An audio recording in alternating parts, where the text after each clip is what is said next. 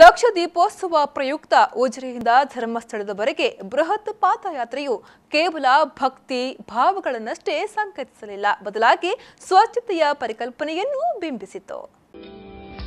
ಸ್ವಚ್ಛತೆಯೆಡೆಗೆ ನಮ್ಮ ನಡಿಗೆ ಎಂಬ ಘೋಷವಾಕ್ಯದೊಂದಿಗೆ ಭಕ್ತ ಸಮೂಹ ಧರ್ಮಸ್ಥಳದೆಡೆಗೆ ಹೆಜ್ಜೆಯನ್ನಿರಿಸುತ್ತಿದ್ದು, ಬೈಕ್ ಸವಾರರು ಬಸ್ಗಳಲ್ಲಿದ್ದ ಪ್ರಯಾಣಿಕರನ್ನ ಸೆಳೆಯಿತು.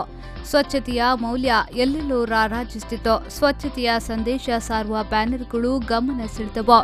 ಅಲ್ಲದೆ ರಸ್ತೆಯುದ್ದಕ್ಕೂ ಸ್ವಚ್ಛತೆಯ ಮಹತ್ವ ಸಾರುವ ನಾಮಫಲಕಗಳು ಆಕರ್ಷಿಸಿದವು. ಪಾದಯಾತ್ರೆಯಲ್ಲಿ ಪಾಲ್ಗೊಂಡವರೆಲ್ಲರೂ ಭಕ್ತಿಯಿಂದ ಶಿವ ನಾಮಸ್ಮರಣೆ ಮಾಡುತ್ತಿದ್ರು. ವಿವಿಧೆಡೆಗಳಿಂದ ಆಗಮಿಸಿ ಉಜಿರೆಯ ಶ್ರೀ ಜನಾರ್ದನ ಸ್ವಾಮಿ ದೇವಸ್ಥಾನದಲ್ಲಿ ಸಮಾವೇಶಗೊಂಡು ಧರ್ಮಸ್ಥಳದ ಕಡೆಗೆ ಹೆಜ್ಜೆಯನ್ನಿರಿಸಿದ್ರು. ಶ್ರದ್ಧಾ ಭಕ್ತಿಯೊಂದಿಗೆ ಮುನ್ನಡೆದರು. ಹೀಗೆ ಉಚಿತ ತಂಪು ಪಾನೀಯ ಹಾಗೂ ಚಿಕಿತ್ಸಾ ವ್ಯವಸ್ಥೆಯಿಂದ ಆಗಮಿಸಿದ ಭಕ್ತಾದಿಗಳು ಯಾವುದೇ ರೀತಿಯ ಕುಂದುಕೊರತೆಗಳು ಬಾರದೆ ಕ್ಷೇಮವಾಗಿ ಶ್ರೀ ಕ್ಷೇತ್ರವನ್ನ ತಲುಪಿ ಮಂಜುನಾಥನ ದರ್ಶನವನ್ನ ಪಡೆದರು. ಸ್ವಯಂ ಸೇವಕರ ಈ ಕಾರ್ಯಕ್ಕೆ ಸ್ಥಳೀಯ ಅಂಗಡಿ ಮಾಲೀಕರು ಸಹ ಕೈಜೋಡಿಸಿದ್ದು, ಕಾರ್ಯಕ್ರಮದ ಯಶಸ್ಸಿನಿಂದ ತೃಪ್ತಿ ಹೊಂದಿದ್ರು.